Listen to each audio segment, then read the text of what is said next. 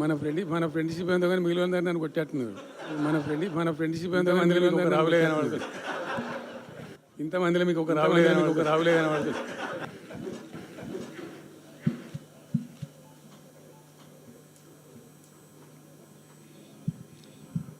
ఈరోజు ప్రధానంగా పార్టీ రాష్ట్ర కార్యవర్గం, TRS LP, TRS parliamentary party, మిగతా విస్తృతంగా వచ్చినటువంటి నాయకులందరితో కలిపి సమావేశం పెట్టుకున్నాం. ప్రధాన కారణం, the main agenda of the meeting was Palamuru Rangareddy ఎత్తిపోతల పథకంలో ఈ రాష్ట్ర ప్రభుత్వం మరియు కేంద్ర ప్రభుత్వం కలిసి తెలంగాణకు చేస్తున్నటువంటి ద్రోహం, తెలంగాణకు తలపెట్టినటువంటి దుర్మార్గమైనటువంటి విధానం మీదనే చర్చ జరిగింది. దీని కథ ఏంటంటే చాలామందికి తెలియదు, అవగాహన కూడా ఉండదు. కొత్త తరం వాళ్ళకైతే అసలు తెలియదు. ద రీజన్ వై ఈజ్ సమైక్య ఆంధ్రప్రదేశ్లో అత్యంత దారుణమైనటువంటి వివక్షకు గురైన జిల్లా పాత మహబూబ్ నగర్ జిల్లా. చాలా చాలా దారుణానికి. రీజన్ ఏంటంటే వనరులు లేక కాదు, వసతులు లేక కాదు. కృష్ణానది ప్రవేశిస్తదే మహబూబ్ నగర్ జిల్లాలో. సరే, ఇప్పుడున్న తెలంగాణ, అప్పుడు ఉన్న ఆంధ్రప్రదేశ్ మొత్తం చూస్తే కూడా 300 and above కిలోమీటర్స్ కృష్ణానది పారుతుంది కూడా మహబూబ్ నగర్ జిల్లాలో. 308 కిలోమీటర్లు పారుతుంది. 308 కిలోమీటర్స్ పారుతుంది. ఇది రెండు రాష్ట్రాలు కలిపి లెక్క చూస్తే కూడా. అయినా కూడా 50 ఏళ్ళు అప్పటికి 50 ఏళ్ళు పరిపాలించినటువంటి కాంగ్రెస్ పార్టీ కానీ, ఆ తదనంతరం సుమారు దగ్గర ఒక 20 ఏళ్ళు పరిపాలించిన తెలుగుదేశం పార్టీ కానీ, పాలమూరుకు చాలా దారుణమైనటువంటి, తిరిగి కోలుకోలేనటువంటి దెబ్బ కొట్టిన పార్టీలు ఈ రెండు పార్టీల ప్రభుత్వాలు. ఇది లోకమందరికి తెలుసు. ఆ జిల్లా యాక్చువల్లీ అప్పర్ కృష్ణా ప్రాజెక్టు, భీమా ప్రాజెక్టు, తుంగభద్ర ఎడమ కాలువ ప్రాజెక్టు, దాని ద్వారా ఆనాటికి అన్ని ఫైల్స్ ఉన్నాయి, రికార్డ్స్ ఉన్నాయి, ఏదో ఒకటి స్టోరీ కాదు.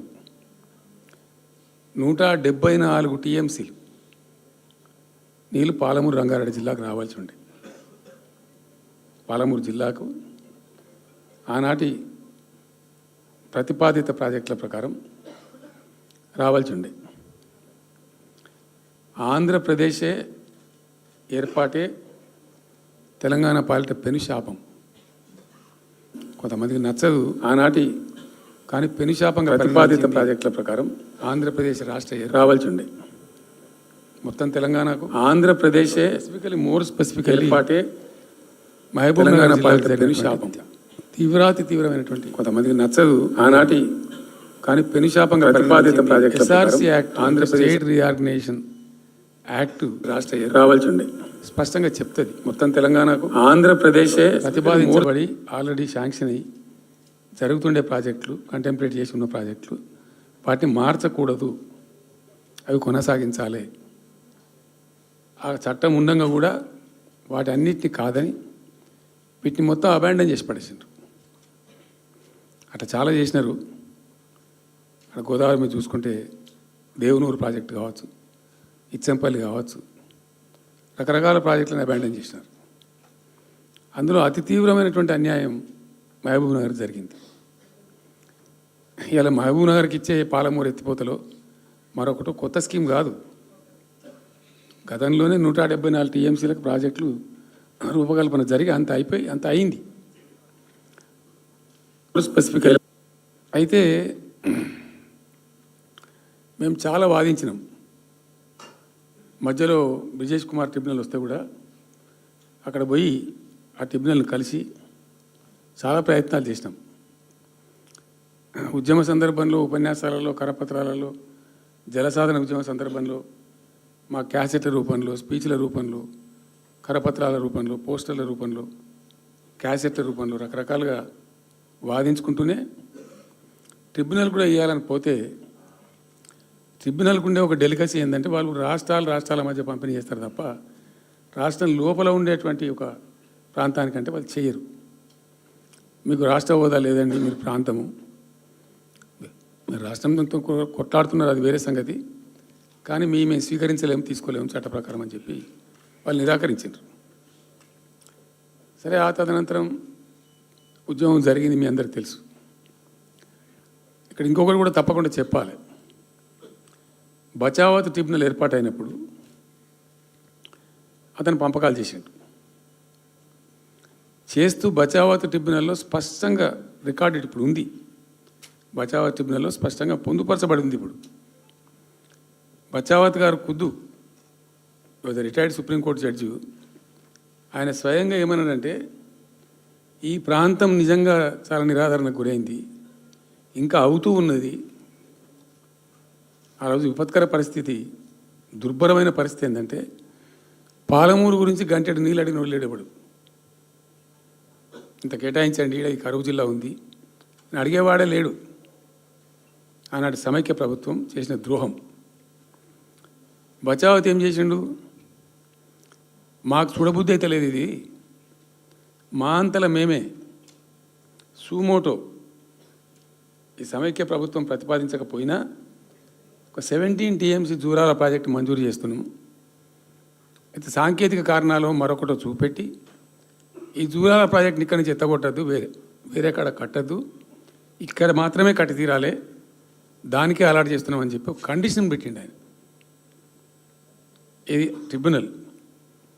అతను ఒక న్యాయమూర్తిగా పనిచేసిన వ్యక్తి కాబట్టి చూడబుద్ధి కాక ఆ బాధ భరించలేక ఈ కామెంట్ కూడా రికార్డు చేసిండు ట్రిబ్యునల్లో. ప్లస్ ఆ 17 TMC జూరాల ప్రాజెక్టుకు కేటాయించిండు. ఎంత విషాదం అంటే అది ఎప్పుడో 74లో 74 నుంచి 78 దాకా జరిగింది కథ అంతా. అతను కేటాయిస్తే దానికి ముట్టినోళ్ళు లేడు, పట్టుకున్నోళ్ళు లేడు, తీసినోళ్ళు లేడు. అంజయ్య గారు ముఖ్యమంత్రి అయినాక ఒక ఏడాది తర్వాతనేమో అప్పుడు అంజయ్య గారు దానికి ఫౌండేషన్ స్టోన్ వేసారు. ఫౌండేషన్ స్టోన్ వేస్తే ఇక అది మెల్లగా తెలంగాణ ప్రాజెక్ట్ కదా, ఇప్పుడు పట్టుకున్న లేడు, దాన్ని మాట్లాడినోడు లేదు, అయ్యలేదు, అవ్వలేదు, ఒక అనాథలాగా ఆ బ్యారేజ్ వరకు కట్టేశారు. దానికి కాలువలు లేవు, నీళ్ళు రావు, పొలాలు పారాయి, కృష్ణానది నీళ్ళు వస్తుంటాయి, గేట్ల ద్వారా పోతుంటాయి. ఎప్పటి వరకు ఈ తతంగం 2001లో గులాబీ జెండా ఎగిరేదాకా ఇదే తతంగం. ఇంకా విషాదం ఏంటంటే అప్పుడు ముఖ్యమంత్రి ఉన్న చంద్రబాబు నాయుడు ఆయన మహబూబ్నగర్ జిల్లాను దత్తత తీసుకున్నాడు. ఆయన దత్తతలో ఉండే నేను అడాప్ట్ చేసుకుంటున్నా ఈ కరువు జిల్లా, దీన్ని అది చేస్తా, ఇది చేస్తా, పొడి చేస్తా అని మాటలు చెప్పి ఇష్టం వచ్చినన్ని పునాదురాలు వేసిండు. కల్వకుర్తి, మన్ను, మశాన్ రకరకాల పునాదురాలు వేసుకుంటూ పెట్టు. ఉద్యమ సందర్భంగా నేను చేసే ఉపన్యాసాలలో నేను మాట్లాడేది ఈ పునాదురాలన్నీ ఎందుకు మనకు పట్క ఏడుస్తానికా, చూస్తానికా, ఏం లాభము, ఈ రాళ్ళని కృష్ణానదిలో అడ్డమేస్తూ చెక్కడమని అయితే భయ అనేది నేను నవ్వేది, జనం సప్పట్లు కొట్టేది సభలలో నేను చెప్తుంటే. ఒక్క డ్రాప్ వాటర్ కూడా పొలాలు పారడానికి రాలే. తత్ఫలితమైంది net result. What was the net result? పాలమూరు జిల్లాలో ప్రతి తాలూకా కేంద్రం అంటే ప్రతి నియోజకవర్గ కేంద్రం నుంచి వలసలు పోవడానికి ప్రజలు ప్రతి బొంబాయి నుంచి bus, Narayanpet Bombay bus, Wanaparthy Bombay bus, ఇంచుమించు అన్ని తాలూకాల నుంచి బొంబాయికి డైరెక్ట్గా బస్సు. ఏం చేస్తారు ప్రజలు? పొట్ట చేత పట్టుకొని వలస పోవాలి, బతకపోవడు తప్ప ఇంకో గతి లేదు. జిల్లాకు జిల్లా మొత్తం 100% కృష్ణా బేసిన్లో ఉంటుంది. భయంకరమైన కరువు. చివరికి ఆ జిల్లాలో ఉండే అనేక మంది కవులు అనేక పాటలు రాసిండ్రు. ఆ గోరెటి వెంకన్న గారు అయితే పల్లెలో పల్లెలు మొలిసే పాలమూరులోన అని చెప్పి పాట రాసి పాడిండు. ఆ పాట బాగా పాపులర్ సాంగ్ కూడా. తెలంగాణ ఉద్యమం పొడుగుతో కూడా భయంకరంగా మోగినటువంటి సాంగ్. సో అట్లా జరుగుతూ ఉంది. మేము ఏడుస్తా పోయినాం, చూస్తా పోయినాం. ఆ ఉన్న ఒకటి రెండే ప్రాజెక్ట్ వెంకన్న గారు అయితే పల్లె ఒకటి బచావతి పెడితేనేమో జూరాల గతి అది. అప్పుడు చంద్రబాబు నాయుడు గారి స్లోగన్ సమైక్య రాష్ట్రంలోనే సమగ్ర అభివృద్ధి. నేను ప్రథమ మహాసభకు పాలమూరు జిల్లాకు పోయినా. మహబూబ్నగర్ టౌన్లో పెట్టాం. పెద్ద భారీ మీటింగ్ జరిగింది. దాదాపు 70,000 మంది వచ్చిండ్రు. ఆ మీటింగ్లో నాకు బాగా కోపం వచ్చి, ఏమయ్యా చంద్రబాబు నాయుడు, అప్పటికి ఏంటంటే కర్ణాటకకి కొంత ముంపు ప్రాంతం ఏమిటి దూరాల ప్రాజెక్టులో ఏంటంటే కొద్ది ముంపు ప్రాంతం కర్ణాటక రాష్ట్రంలో ఉంటుంది. ఒక 13 కోట్ల రూపాయల వరకు కాంపెన్సేషన్ కట్టాల్సి ఉండే. కట్టడు, ₹1 కట్టడు. ఏమయ్యా చంద్రబాబు నాయుడు గారు, నువ్వు దత్తత తీసుకున్నావు, కథ తీసుకున్నావు, డైలాగులు చెప్తున్నావు, ఇక్కడ చచ్చిపోతాను జనము, బొంబాయికి వలసలు పోతుండ్రు. ఇటువంటి పరిస్థితులలో కూడా కర్ణాటకకు డబ్బులు కట్టడానికి డబ్బులు లేవా? ఇదేనా సమైక్య రాష్ట్రంలో సమగ్ర అభివృద్ధి అంటే? పట్టిగా బ్యారేజ్ ఆ గోడలక కట్టిన విడిచిపెట్టేది చూసి తమాషా పడన్నా అని చాలా తీవ్రమైన విమర్శలు చేశాను. మోకాళ్ళ మీద పరిగెత్తి కట్టిండి చంద్రబాబు నాయుడు. అప్పుడు ఆ కర్ణాటక చెల్లించాల్సిన కంపెన్సేషన్ ఏదైతుందో మోకాళ్ళ మీద ఉరికి నా దాడి తట్టుకోలేక కంటిన్యూగా పెట్టినాం. దాని తర్వాత చంద్రబాబు నాయుడు పార్టీకి సంబంధించిన ఎమ్మెల్యేనే ఆర్డీఎస్ దగ్గర బాంబులు పెట్టి పేల్చేయడం, అది మీ అందరికీ కూడా తెలుసు. బాంబులు పెట్టి పేల్చడం 2 సార్లు 3 సార్లు పేల్చారు. నేను ఫస్ట్ ఉద్యమంలో తెలంగాణ ఉద్యమం స్టార్ట్ అయిన తర్వాత నేను ఎంచుకున్న ఎజెండా, నా ఎజెండాలో మొదటి పాదయాత్ర నేను చేసినటువంటిది జోగులాంబ టు గద్వాల పాదయాత్ర చేసిన. ఈ అన్యాయం సంగతి ఏంది అని దాన్ని ప్రజలలో ఎండగట్టాలని చెప్పి, గవర్నమెంట్ కూడా ఒత్తిడి తేవాలని చెప్పి, ఎందుకు తెలంగాణ ఉద్యమం చేస్తున్నామని లోకానికి తెలియాలని చెప్పి నేను జోగులాంబ టు గద్వాల పాదయాత్ర చేసిన. దాన్ని మొత్తం అసలు కంప్లీట్ 80,000 ఎకరాలకు బారాల్సినటువంటి ఆ ఆర్డీఎస్ కెనాలు 15,000 ఎకరాలు, 10,000 ఎకరాలు, 20,000 ఎకరాలకు వచ్చింది, తగ్గిపోయింది. అడిగే నాతుడు లేడు. నేను అంతకు ముందే పాదయాత్ర కన్నా ముందే స్వయంగా మేమందరం జిల్లా మహబూబ్నగర్ జిల్లా నాయకులు నేను కలిసి ఆర్డీఎస్ హెడ్ వర్క్స్ ఎక్కడ ఉంటాయంటే కర్ణాటకలో ఉంటాయి, రాయచూరు దగ్గర. అక్కడ దాకా పోయి మొత్తం ఆశాంతం ఆ కాలువ పొడవుతో తిరిగి అర్థం చేసుకొని ఆ తర్వాతనే నేను గద్వాల టు మన ఆలంపూర్ టు గద్వాల పాదయాత్ర పెట్టినాం. తిరిగి దాన్ని ఎక్స్పోజ్ చేసినాం. అప్పుడు అక్కడ గొడవ చేస్తే మళ్ళీ అప్పుడు జూరాల లింక్ కెనాల్ని మొదలుపెట్టింది చంద్రబాబు నాయుడు. జూరాల టు ఆర్డీఎస్కు లింక్ కెనాల్ అని మళ్ళీ డ్రామా కట్టి, అంటే ప్రతిసారి ఏమార్చడము తెలంగాణ ప్రజలను ఒక రకమైన దగా చేయటం తప్ప రాలే, ఒక డ్రాప్ వాటర్ రాలే, ఎప్పుడు రాలే. సరే కొట్లాడుతూ పోయినాం. ప్రజలు బాగా కలిసి వచ్చిండ్రు, సందర్భం కలిసి వచ్చింది, తెలంగాణ అదృష్టం బాగుంది, తెలంగాణ రాష్ట్రం ఏర్పడింది. ఇదంతా కూడా మీకు అన్న ముందు జరిగిన చరిత్ర, ప్రతి ఒక్కరికి తెలిసిన చరిత్ర. ఇది ఏం కొత్త స్టోరీ కాదు, కల్పిత కథ కాదు, పుట్టించి చెప్పేది కాదు. పాలమూరు జిల్లా యొక్క దరిద్రం, ఆ దరిద్రంలోకి పాలమూరు నెట్టివేయబడ్డ పరిస్థితి. నేను అందుకే ఊకే మొత్తుకునేది కదా, తెలంగాణ వెనుకబడ్డ ప్రాంతం కాదు, వెనుక పడేయబడ్డ ప్రాంతం, వెనుకకు నెట్టివేయబడ్డ ప్రాంతం అని చాలాసార్లు చెప్పేది. నేను వందల ఉపన్యాసాలలో చెప్పాను. అది ప్రూవ్ టు బి కరెక్ట్. దాని తర్వాత ఎక్కడి దాకా పోయిన పరిణామాలంటే, పాలమూరు జిల్లాలో ఎండాకాలం వచ్చిందంటే గంజి కేంద్రాలు పెట్టేది. ఏడిసినాం మేము ఒకరోజు. గంజి కేంద్రాలతోని పాలమూరు, ఎందుకంటే యువకులంతా పాపం వలస ఉన్న ముసలి వాళ్ళు చచ్చిపోడు, తిండి దొరకక, దానికి గంజి కేంద్రాలు పెట్టి కమ్యూనిస్ట్ పార్టీలు వాళ్ళు వచ్చేది కొంత అడావుడు చేసి ప్రజలకు కొంత గంజి పోసే ప్రయత్నం. చివరి గంజి కేంద్రాలు పెట్టే స్థాయికి దిగజారిపోయింది పాలమూరు. కృష్ణా నది 300 కిలోమీటర్లు పారే జిల్లాలో చాలా దారుణం పోయింది. లివ్వ అంటే కేటాయింపులు ఉన్నాయి, పత ఉంది, కార్ఖానా ఉంది, అప్పర్ కృష్ణా పేరుంది, తుంగభద్ర కాలువ పేరుంది, రకరకాల బీమా ప్రాజెక్టు పేరుంది, అన్నీ ఉంటాయి. కానీ ఇవి రాదు. చూడడానికి మళ్ళీ ముఖ్యమంత్రి దత్తతలో ఉంటుంది, కానీ రాదు, ఏమీ రాలే. ఇంకా అందంగా ఈ ప్రాజెక్టులను నేను కూడా అప్పుడు తెలుగుదేశం పార్టీలో పనిచేసిన కదా. ఈ ప్రాజెక్టులకు పెండింగ్ ప్రాజెక్టులను పేరు పెట్టిన ఒక టైటిల్ గొప్పతనంలాగా పెండింగ్ ప్రాజెక్టుల జాబితాలో వాటిని తోసేసి పాలమూరున బాగా గతికి తెచ్చిండ్రు. సరే రాష్ట్రం వచ్చింది. వచ్చిన తర్వాత జరిగింది ఏంది, టోటల్గా మేము సమీక్ష చేసుకున్నాం. గోదావరి ఏంది, గొంగడి ఏంది, కృష్ణ అయింది, మనకు రావాల్సిన వాటా అయింది, దగా జరిగింది ఎక్కడ, ఎట్లా సరిదిద్దాలా, ఎట్లా మన ప్రయాణం ముందుకు పోవాలా, ఏం జరగాలి అని ఆలోచన చేసినాం. చాలా తీవ్రమైనటువంటి మదన పడ్డం. టాప్ ప్రయారిటీలో ఈ జిల్లా ఆదుకోవాలి మనం. అత్యంత భయంకరమైన కరువు ఉంది ఇక్కడ, కొంచెం లైన్లో పెట్టుకోవాలి. ఇప్పుడు మన సొంత రాష్ట్రం కాబట్టి మనకు ఆ ఇబ్బందులు ఉన్నాయని చెప్పి మా ప్రస్థానం ప్రారంభించాం. మొట్టమొదలు యుద్ధ ప్రాతిపదికన ఏవైతే పెండింగ్ ప్రాజెక్టులను పెట్టినరో వాటిని రన్నింగ్ చేసినాం. వాటిని అన్నిటికని నెట్టెంపాడు కావచ్చు, భీమా కావచ్చు, కల్వకుర్తి కావచ్చు, అన్నిటిని కూడా బ్రహ్మాండంగా లైన్లోకి తెచ్చినాం. తెచ్చి స్టార్ట్ చేసినాం. నికరంగా 6.5 లక్షల ఎకరాలకు ఆయకట్టు తెచ్చినాం ఆ పాలమూరు జిల్లాలో. మా గవర్నమెంట్ ఉన్నప్పుడే. ఇది అక్కడ ప్రజలందరికీ తెలుసు, అందరికీ తెలుసు, ప్రతి వాళ్ళకి తెలుసు. సామర్థ్యాలు పెంచుకున్నాం కొన్ని. నెట్టెంపాడులో భాగంగా ఒకటి రేలంపాడు రిజర్వాయర్ ఉంటుంది. అది జస్ట్ 1.5 TMs, 1/4 to 2 TMs అది ఉండే. నేను రివ్యూ చేసి అక్కడ రైతులతో మాట్లాడి, మీకు పంట పండదు, కష్టమవుతుంది కాబట్టి దీన్ని కొద్దిగా పెంచాలని చెప్పి డబుల్ ద సైజ్ చేసినాం. 4 TMs చేసినాం, పంట పండాలి కాబట్టి.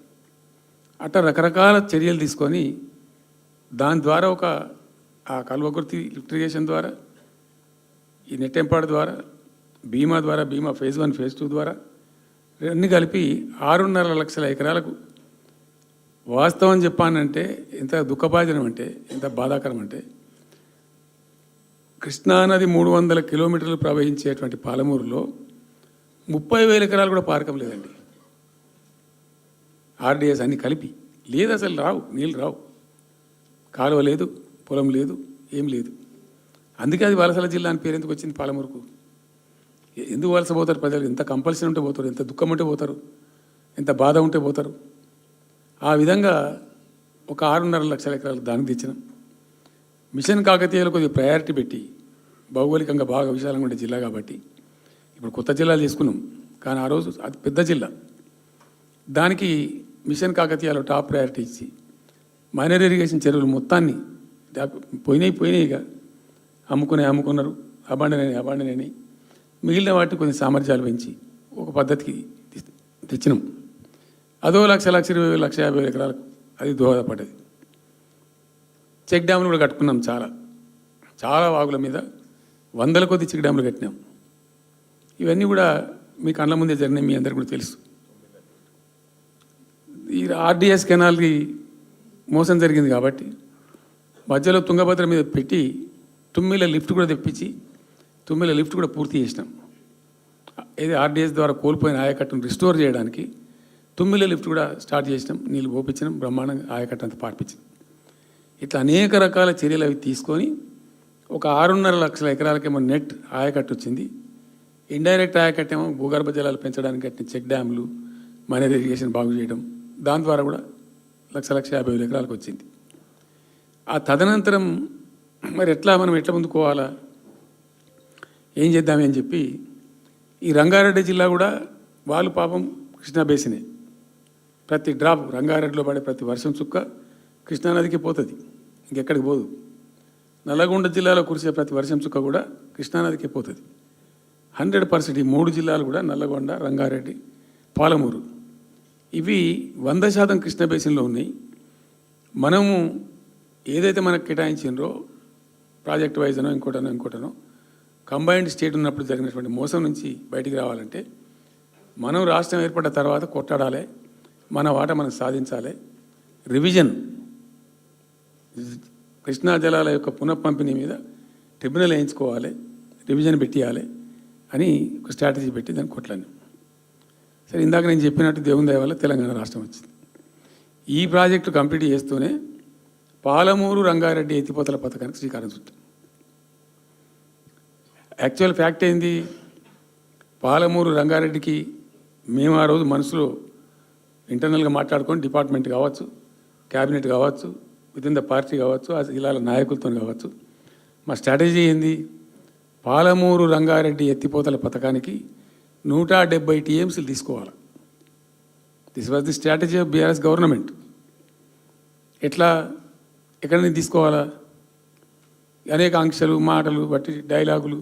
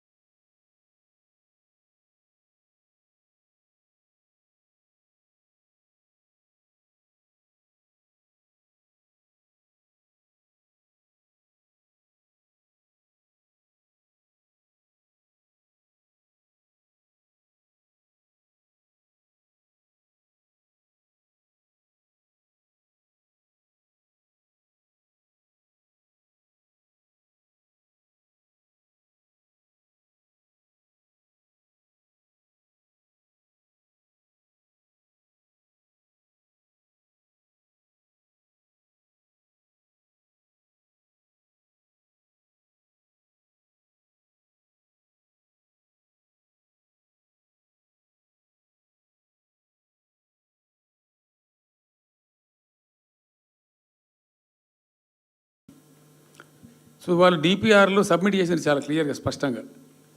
ఏమని, 80 టీఎంసీలు మేము తీసుకుంటున్నాం, 80 టీఎంసీలు పైన 5 రాష్ట్రాలకు బచావ్ టీంల ప్రకారం ఇస్తాం.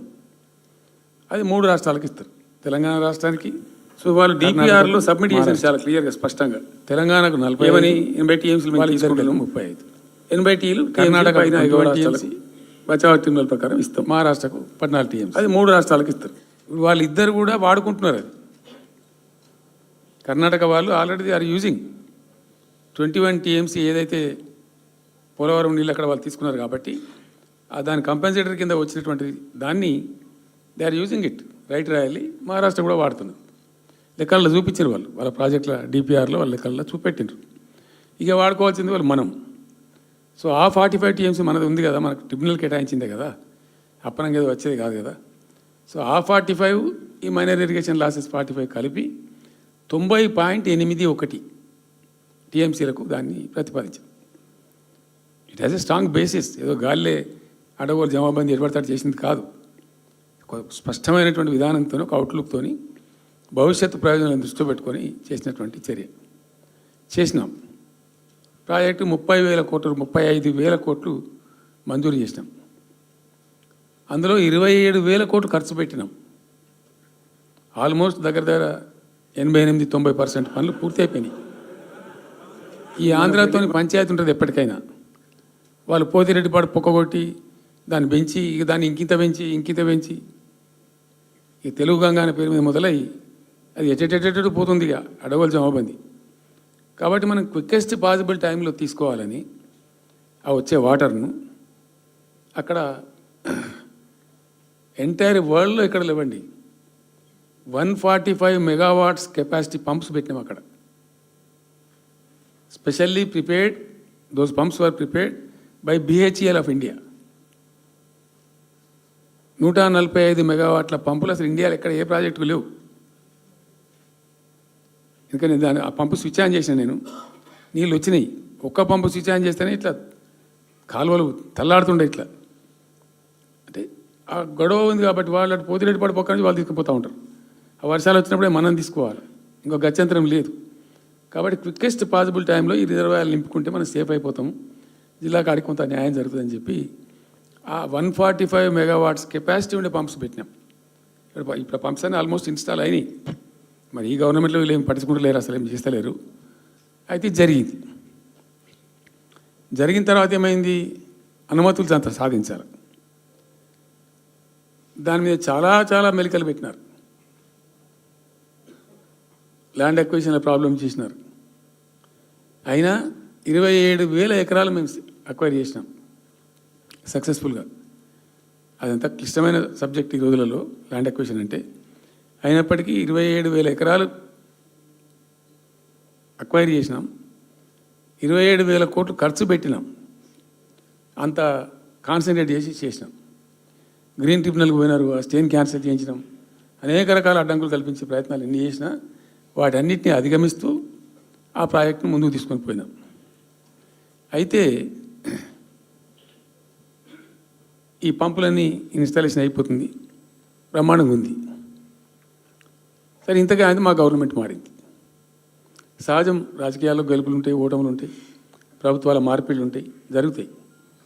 కానీ ఎంత తెలుగు తక్కువ దద్దమ్మ ప్రభుత్వం వచ్చినా, నెక్స్ట్ సక్సెసివ్ గవర్నమెంట్ ఎవరు వచ్చినా రాష్ట్ర ప్రయోజనం కదా ఒక ప్రాజెక్ట్ అంటే. ప్రజలకు నీళ్ళు వచ్చేది కదా, ప్రజలు బ్రతికేది కదా, దాన్ని కొనసాగిస్తారు. ఇప్పుడు ఒక్క తట్టెడు మట్టి కూడా తీయలేదండి. మా గవర్నమెంట్ పోయిన తర్వాత పాలమూరు ఎత్తిపోతల పథకంలో ఒక తట్టెడు మట్టి కనీసం తీయలే. మరి దాన్ని ఎందుకు అబాండన్ చేసినరో, దాని వెనకేం ఉద్దేశం ఉందో, ఇంత నిష్క్రియాపరత్వం ఏంది, ఇంత దారుణమైంది. 2 నెట్ సంవత్సరాలు గడిచిపోయినాయి. ఇప్పుడు మేము గమనిస్తున్నాం. మధ్యలో ఏమైంది, కేంద్ర ప్రభుత్వంతో తమాషా. బీజేపీ మొదటి నుంచి మాకు తెలంగాణకు శని అయింది. అది కేంద్ర ప్రభుత్వం ప్రతిదాన్ని వ్యతిరేకించడమే. ప్రతిదానిగా చంద్రబాబు ఎన్డీఏలో చేరడం, ఆయన మాటలు పట్టుకొని వ్యతిరేకించడం, అడ్డంగా ఇష్టం వచ్చిన పద్ధతిలో. మేము బాగా కొట్టాను. మేము ఉన్న రోజులు అనేకమైనటువంటి పోరాటాలు చేసి దాన్ని ఎప్పటికప్పుడు సాధించుకున్నాం. అనుమతులు కానీ ఇంకోటి కానీ మొత్తం 9-10 అవసరం పడతాయి. అందులో 6 అనుమతులు ఆల్రెడీ వచ్చేసినాయి. మెయిన్ ఎన్విరాన్మెంట్ అసెస్మెంట్ కమిటీది అదే మెయిన్ అసలు ప్రాజెక్టుకు లైఫ్ లైన్. దాని మొత్తం అనుమతులు వచ్చేసినాయి. దాని తర్వాత మిగిలిన అనుమతులన్నీ లాంఛనమేగా, ఇచ్చేయాల్సిందే. అది ఇచ్చిందంటే అటువంటి అతి ముఖ్యమైనటువంటి అనుమతి కూడా తెచ్చినాం. అన్నీ వచ్చిన తర్వాత కేంద్ర ప్రభుత్వం మొన్న చంద్రబాబు నాయుడు ఎంపీలు అవసరం ఉంది కదా అక్కడ వాళ్ళకు. ఇప్పుడు ఇద్దరు ఎంపీలు అవసరం కదా, నితీష్ కుమార్, చంద్రబాబు నాయుడు. దానికోసం బీజేపీ ఎంతకైనా దిగజారుతుంది. ఆడ ప్రభుత్వం నిలబెట్టుకోవాలి కాబట్టి ఎంతకైనా దిగజారి ఆయన మాట పట్టుకొని డిపిఆర్ను వాపసు పంపించారండి. మేము ఉన్న రోజులు రాలే డిపిఆర్ వాపసు. అనుమతులు తెచ్చిన ఉల్టా మేము. ఇంకా డిపిఆర్ వాపసు వస్తే భూమి ఆకాశం ఒకటి చేయాలా రాష్ట్ర ప్రభుత్వం. ఎంత లొల్లి చేయాలా, ఎంత హడావుడి చేయాలా, ఆల్ పార్టీ డెలిగేషన్ తీసుకుపోవాలి. అవసరం వస్తే మేము వడ్లు కొనకపోతే పోయి ఢిల్లీలో ధర్నా చేసినామండి. మేము అప్పుడు మా గవర్నమెంట్ ఉన్నప్పుడు రైతులు పండించిన పంట కొనకపోతే యావత్తు ఎమ్మెల్యేలము, క్యాబినెట్ అందరం పోయి ఢిల్లీలో ధర్నా చేసి కేంద్ర ప్రభుత్వం మెడలు వంచినాం. మేము 80 లక్షల టన్నులు మనకి తీసుకుంటామనేటువంటి ఒప్పందం మీద సంతకం చేయించుకొని వచ్చినాం. వడ్లు కొనిపించినాం ఎఫ్సిఐతోని. మామూలు వడ్లు కొనకపోతేనే మేము అంత అడావుడి చేసిపోయినాము. కానీ ఒక ఇంత పెద్ద ప్రధానమైన 3 జిల్లాలకు సంబంధించిన ప్రాజెక్టు డిపిఆర్ వాపసు పంపిస్తే వీళ్ళు కుయ్యలేదు, కుట్టుకోలేదు, వాళ్ళకి చెప్పని కూడా చెప్పలేదు. తెలియదు ఎవరికి బయట. జస్ట్ దేవర్ మమ్. ఇంకా బాధాకరమైన అంశం ఏంటంటే అసలు 170 టీఎంసీలకు దాదాపు మేము ఏమి చేస్తే బ్రిజేష్ ట్రిబ్యునల్ నడుస్తుంది కదా. దీనిలో ఎట్లుంటుందంటే ఇంకో విషయం అండి, దీన్ని స్పష్టంగా చెప్తున్నాను, మళ్ళీ కన్ఫ్యూజన్ వద్దు. దేశంలో ఒక కొత్త రాష్ట్రం ఏర్పడితే దానికి కొన్ని సంక్రమణలు ఉంటాయి. నీళ్ళెన్ని రావాలి, పలాంది ఇంత రావాలి అని కొన్ని సంక్రమిస్తాయి ఆటోమేటిక్గా. అది ఎస్ఆర్సీ యాక్ట్. భారతదేశంలో ఇనీషియల్గా ఉన్నాయి 14 స్టేట్సే. ఇప్పుడు జమ్మూ కాశ్మీర్ అదేదో వాళ్ళు చేసినారు, కానీ అదర్వైజ్ 15 రాష్ట్రాలు తర్వాత ఏర్పడ్డాయి. వాళ్ళు దాన్ని ఇప్పుడు యూనియన్ టెరిటరీ చేసింది కదా లద్దాఖ్ను. 15 అంటే ఒరిజినల్గా ఉన్నదానికంటే ఇంకో రాష్ట్రం ఎక్కువ కలిపి కొత్త రాష్ట్రాలు వచ్చినాయి. సో వాటికి పద్ధతి ఉంది. ఏ రాష్ట్రం ఏర్పడ్డప్పుడు దానికి ఏదేమి ఇవ్వాలి, హైకోర్టు ఎట్లా, పలాంది ఎట్లా అన్నీ దానికి ఒక చట్టం ఉంది. అవన్నిటిని బుల్డోజ్ చేస్తూ ఇక్కడ ఇయ్యలే. నీళ్ళు ఎన్ని రావాలా, ఫస్ట్ ఛాయిస్ వాళ్ళకి ఇస్తారంటే ఆ రాష్ట్రాలకు ఇస్తారు. ఏ రాష్ట్రాలు అయితే విడిపోయినాయో మీరు మ్యూచువల్ అండర్స్టాండింగ్లో చేసుకోండి అని ఇస్తారు. ఇక్కడ పొసిగే కార్యక్రమం కాదు. కాబట్టి మేము ఏం చేసినామంటే 1 ఇయర్ తర్వాత 1 ఇయర్ లోపు ఒకవేళ పరిష్కారం అయితే 2 రాష్ట్రాలు చేసుకోవాలా, లేదా సెంట్రల్ గవర్నమెంటే ఆర్బిట్రేషన్ ద్వారా చెయ్యాలా కూర్చొని. చేయనప్పుడు ఏం చేయాలంటే సుప్రీంకోర్టు పోవాలి. మేము 1 ఇయర్ తర్వాత కేంద్ర ప్రభుత్వానికి అప్పీల్ చేసినాం. సెక్షన్ 3 వేయండి, మాకు కృష్ణా జలాల పునఃపంపిణీ చేయండి. చేస్తే దాని వాళ్ళు ఖాతరు చేయాలి. మేము సుప్రీంకోర్టుకు పోయినాం. సుప్రీంకోర్టు కోపానికి వచ్చింది కేంద్ర ప్రభుత్వం మీద కూడా. ఒక రాష్ట్రం అంటూ ఏర్పడ్డప్పుడు యాక్ట్ ప్రకారం, పార్లమెంట్ యాక్ట్ ప్రకారం వాళ్ళకి రావాల్సిన అన్నీ రావాలి కదా. మరి ఇది కూడా వాళ్ళకి ఏదో తేల్చండి, మీరు తెలుస్తారా లేదంటే అప్పుడు ఆ మంత్రి, ఆయన పేరు షెకావత్ ఉండే కదా, గజేంద్ర సింగ్ షెకావత్, నేను ఢిల్లీ పోయినప్పుడు నన్ను రిక్వెస్ట్ చేసిన ఆయన, భాయ్ సాబ్ మాకు కూడా ఇబ్బంది అవుతుంది, మీరు అది విత్డ్రా చేసుకోండి సుప్రీంకోర్టులో కేసు, మేము సెక్షన్ 3 వేస్తామండి. అప్పటికే 2-3 ఏళ్ళు గడిచిపోయింది, డిలే అవుతా ఉన్నది. నేను పోయినప్పుడు అడుగుతున్నా, పర్సూ చేస్తున్నా, మాట్లాడుతున్నాం, ప్రైమ్ మినిస్టర్ లెటర్స్ ఇచ్చినాం, అన్నీ చేస్తున్నాం. ఫైనల్గా సుప్రీంకోర్టు చివాట్లు పెట్టిన తర్వాత వాళ్ళు ఉండి మీకు విత్డ్రా చేసుకుంటే దయచేసి మేము సుప్రీంకోర్టు ఆర్డర్ ఇస్తుందని తెలిసిపోయింది వాళ్ళకు కూడా. ఆటోమేటిక్ ఇస్తుంది కదా కోర్టు ఆర్డర్, న్యాయప్రదంగా రావాల్సింది ఇస్తుంది. కాబట్టి ఎట్లా తప్పేటట్లేదు ఇక కోర్టు ఆర్డర్ ఎందుకని చెప్పి మీరు విత్డ్రా చేసుకోండి భాయ్ సాబ్, మేము ఇచ్చేస్తాం. మంచిగా విత్డ్రా చేసి మళ్ళీ లెటర్ పెట్టినాం. మీరు చెప్పిన ప్రకారం విత్డ్రా చేసుకున్నామండి అంటే లెటర్ పెట్టండి అంటే పెట్టినాం. అది ప్రాసెస్లో ఉంది సెక్షన్ 3 వేయడానికి. చివరికి వేసారు. ఇప్పుడు సెక్షన్ 3 వేసారు. దాని మీద బ్రిజేష్ ట్రిబ్యునల్ అపాయింట్మెంట్ కూడా అయిపోయింది. ఇప్పుడు వాదనలు జరుగుతున్నాయి, మాకేం రావాలి, మీకేం రావాలి, తెలంగాణ రాష్ట్రం, ఆంధ్ర రాష్ట్రం మాట్లాడుతూ ఉన్నారు. సో ద క్వశ్చన్ ఏంది, అక్కడ ఉంది, ఇప్పుడు తేలుతుంది. మా ఉద్దేశం ఏంది, 90 టీఎంసీలు అయితే మాకున్నాయి నికరం, మాకు ఎవరు ఇచ్చేది ఏం లేదు, ఎవరు అడుక్కునేది ఏం లేదు. అడిషనల్ ఇంకో 60-70 టీఎంసీ, ఇంకో 70-80 టీఎంసీ కావాలంటే ఎట్లా అంటే ఈ ట్రిబ్యునల్లో వచ్చేటువంటి అధిక వాటా ఏదైతే మనకు ఉంటుందో ఇందులో ఒక గుడ్ సైన్ అని ఈయన బ్రిజేష్ ట్రిబ్యునల్ ఏం చేసిండు, వచ్చిన తర్వాత ఆయన ఒకటి చేసిండు. అంతకుముందు చట్టం ఏముంటుండే, 75% డిపెండబిలిటీ మీదనే నదుల నీళ్ళు కేటాయింపు జరగాలి, 75% డిపెండబిలిటీ మీద. మనకు కృష్ణా జలాలు ఇచ్చినప్పుడు అట్లే ఇచ్చిండ్రు. ఈయన బ్రిజేష్ ట్రిబ్యునల్ వచ్చిన తర్వాత ఈయన ఏం చేసిండంటే 75% బోల్డ్ అండి, మంచి సర్ప్లస్ ఇయర్స్లో చాలా వర్షాలు పడుతున్నాయి, కావాల్సిన నీళ్ళు వస్తున్నాయి, అవి వేస్ట్ అవుతున్నాయి అనవసరంగా, అట్లెందుకు కేటాయింపులు చేసుకుందాం, 65% డిపెండబిలిటీ పెట్టుకుందాం అని చెప్పి పెట్టిండు. దాని ద్వారా ఏమైంది, మన కృష్ణా నదిలో ఒరిజినల్గా వచ్చిన అలాట్మెంట్ 811 టీఎంసీ, 811 టీఎంసీలే బచావ్ ట్రిబ్యునల్ ప్రకారం. కానీ తదనంతరం ఈయన బ్రిజేష్ వచ్చిన తర్వాత అది ఆల్మోస్ట్ 1005 పోయింది, ఇంకో 195 టీఎంసీ పెరిగింది. ఆ 10% యాడ్ చేసే వరకు పెరిగితే అలా మనకు కూడా ఆటోమేటిక్ వాటా వస్తుంది. ఇప్పుడు తేలుతుంది అది. సో మేము ఆశపడ్డది ఏంటంటే ఒరిజినల్గా పెట్టుకున్నటువంటి ఈ 90 టీఎంసీ అది బచావ్ ట్రిబ్యునల్ ఇచ్చిందే 45 టీఎంసీ. 45 టీఎంసీ మనం హైయర్ ఇరిగేషన్ లెక్కలు బాజాప్తా తీసి ఇచ్చినాం కాబట్టి అది యాక్సెప్ట్ చేసిన వాళ్ళు. ఈ 90 టీఎంసీ ప్లస్ ఇప్పుడు అడిషనల్గా వచ్చేది కలిస్తే మనకు దాదాపు 170-160 దాకా తీసుకొని పోవచ్చు. కంఫర్టబుల్గా ఉంటాం మనం, ఇక్కడ డ్రింకింగ్ వాటర్ కానీ ఇంకోటి కానీ బాధ లేకుండా ఉంటాం, ఆ జిల్లా సుభిక్షం అవుతుంది అని ఆల్రెడీ పాలమూరు జిల్లాలో తెచ్చుకున్నటువంటి 6.5 లక్షల ఎకరాల ఆయకట్టు ప్లస్ దీనిలో ఒక 7 లక్షలు వస్తుంది పాలమూరుకు, అంటే 13.5 lakhs పోతుంది. పాలమూరు జిల్లా కాడికి వస్తే నియోజకవర్గానికి 1,00,000 ఎకరాలు వారాలి.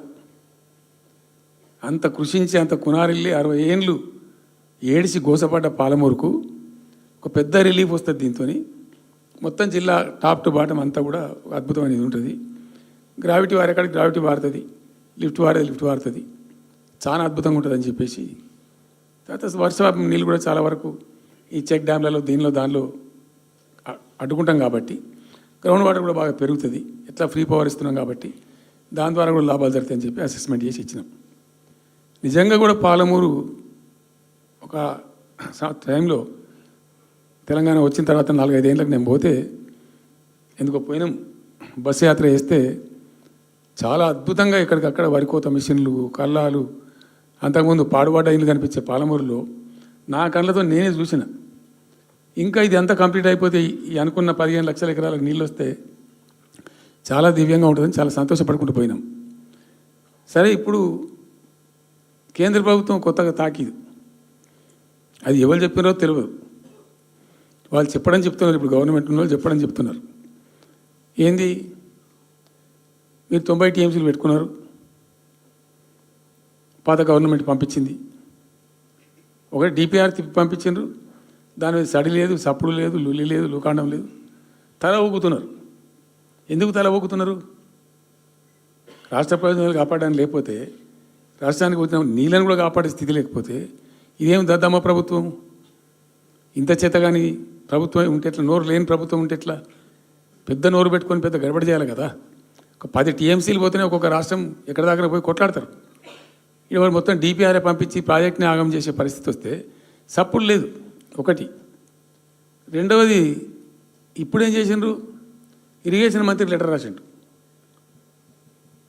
వాడు చెప్పిండా చెప్పలేదా భగవంతుని గారికి 45 టీఎంసీలు ఇవ్వండి మాకు అనుమతి అని చెప్పి. ఎట్లా రాస్తావు నాకు అర్థం కాదు. నువ్వు ఏ ముఖం పెట్టుకొని రాస్తావు? ఇదో ప్రభుత్వమా? ఉన్న వస్త్రానికి పోతే అనవస్త్రం పోయింది అన్నట్టు ఉన్నది కూడా కొట్టుకుంటారు ఎవడన్నా. ఎవరై నీళ్ళు అవి ఆల్రెడీ బచావ్ ట్రిబ్యునల్ తీర్మానంలో ఇచ్చింది. దాన్ని కర్ణాటక వాడుతుంది, అటు మహారాష్ట్ర వాడుతుంది.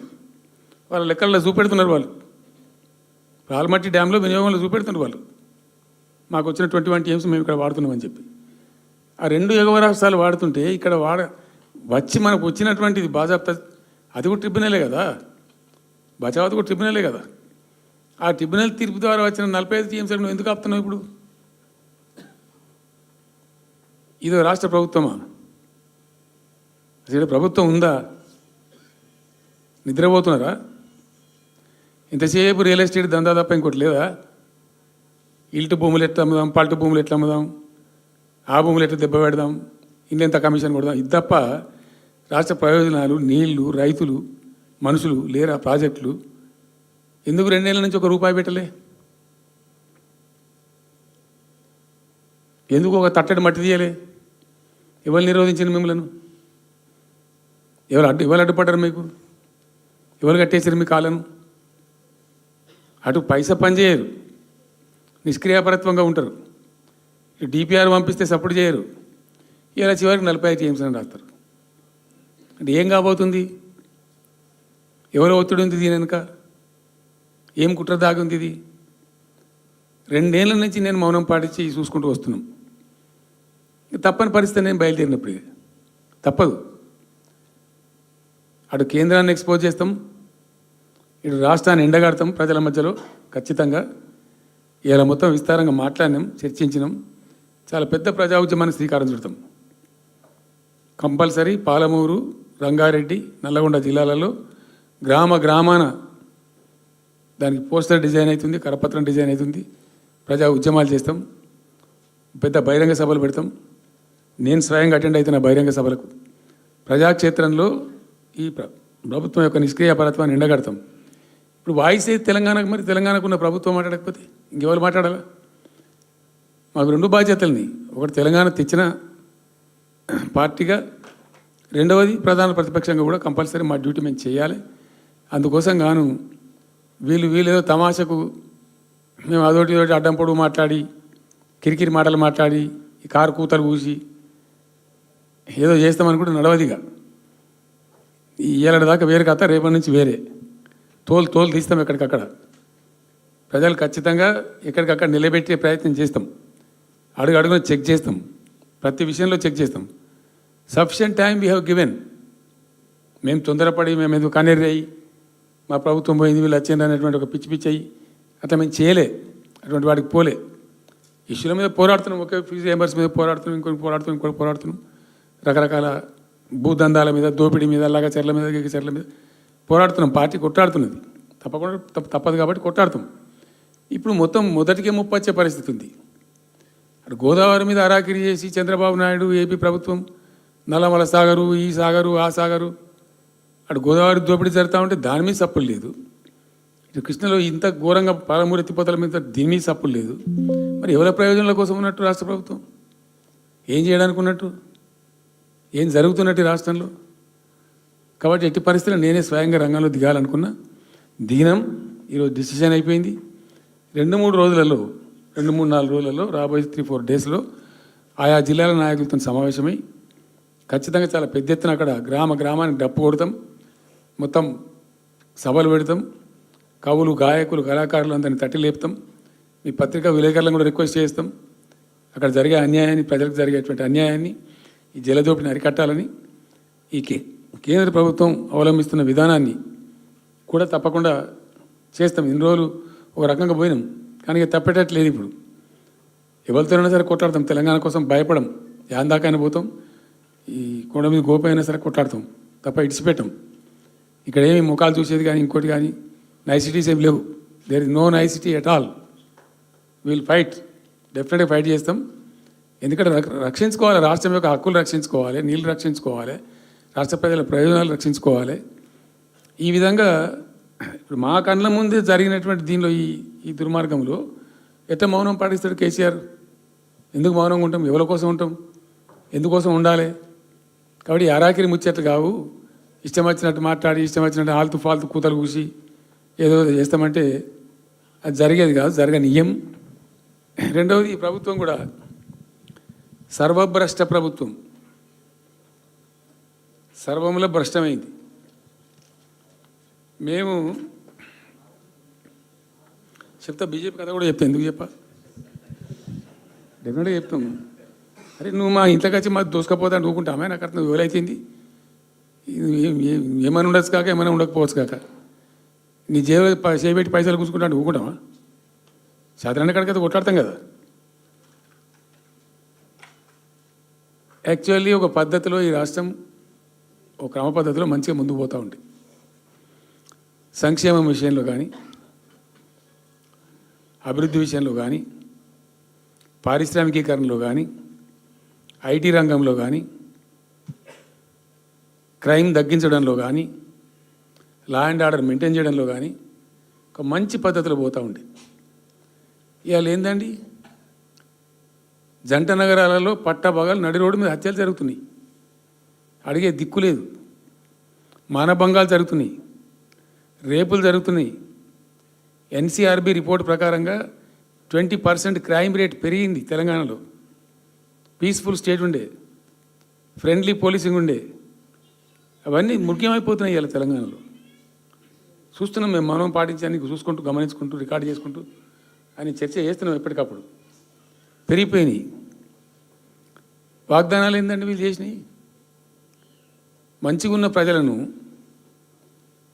మాకు ఓటేసే ఉద్దేశంలో ఉన్న ప్రజలను పచ్చి అబద్ధాలు టెంప్ట్ చేసి, మోసం చేసి, ఈ రాష్ట్ర ప్రజానీకాన్ని మోసం చేసి, దొంగ మాటలు చెప్పి, మాయ మాటలు చెప్పి, అర్రాస్ పాటలు వాడినట్టు వాడినండి, వేలం పాట వాడినట్టు. కేసీఆర్ 10,000 ఇస్తాడు రైతు బంధుకు, మేము 15,000 ఇస్తాం. మహిళలకు 2,500 ఇస్తాం. కేసీఆర్ కళ్యాణ లక్ష్మి ₹1,00,000 ఇస్తాడు, మేము తులం బంగారం కల్పిస్తాం. మీరు పెళ్లిళ్ళు చేసుకోకుండా ఆపుండ్రి. ఇదే ప్రభుత్వం మీరు చెప్పినటువంటి మాటలు, పెళ్లిళ్ళు చేసుకుంటూ ఆగిపోండి, మీరు నవంబర్లో వేసుకునే బదులు డిసెంబర్లో వేసుకుంటే తులం బంగారం కూడా వస్తుంది. ఉపన్యాసాలలో చెప్పానండి, మా దగ్గర ఉన్నాయి ఆ క్యాసెట్లని. ఇంకేం చెప్పినారు? పెన్షన్ తీసుకునే ముసలి ఎవరు అవుతున్నారో నవంబర్లో తీసుకోకుండా డిసెంబర్లో 4,000 వస్తుంది. తెల్లారే ఇంకేం మాట్లాడిండ్రు? ఏంటిది అది? 2 లక్షల రుణమాఫీ అని నరికిండ్రు. ఉరుకుండ్రి బ్యాంకుల పంట పోయి జల్దీ తెచ్చుకోండి. ఇక ఒక్కటి కాదు, అట్లా అర్రాస్ పడవాడినట్టే. చివరికి విద్యార్థులకు, పాపం పేద విద్యార్థులకు ఇండియా ఒక స్కూటీలు కాదా బాబు, చాలా ఉన్నాయి. శాంతాడంత లిస్ట్ 420 హామీలని చాలా ఉన్నాయి. నేను కొన్ని హైలైట్ చేసి చెప్తున్నాను. టెంప్ట్ చేయడంలో, ఫర్ ఎగ్జాంపుల్ ఇప్పుడు ఇండియా మొత్తంలో ఎక్కడ ఇయ్యరండి. మేము మొత్తం కూడా 100% సమ్మిళితమైన అభివృద్ధితో మేము ముందుకు పోయినాం. ఇట్లా ఏకపక్షంగా ఏకోన్ముఖంగా పోలే. మేము ఆల్ ఫ్రంట్స్ కవర్ చేయాలని చూసినాం. పేద పిల్లలు ఉంటారు, వాళ్ళకి పాపం విదేశీ విద్య లేక సీట్ వస్తుంది, చదువుకోవాలని ఆశపడతారు, పోలేరు. వ్యక్తిగతంగా మమ్మల్ని అడిగితే మేము పార్టీగతంగానో వ్యక్తిగతంగానో చేసేది కొంతమేరకు. పాలసీగానే ఎందుకు చేయకూడదని చెప్పి ఆలోచించి 20 లక్షల రూపాయలు ఇచ్చింది.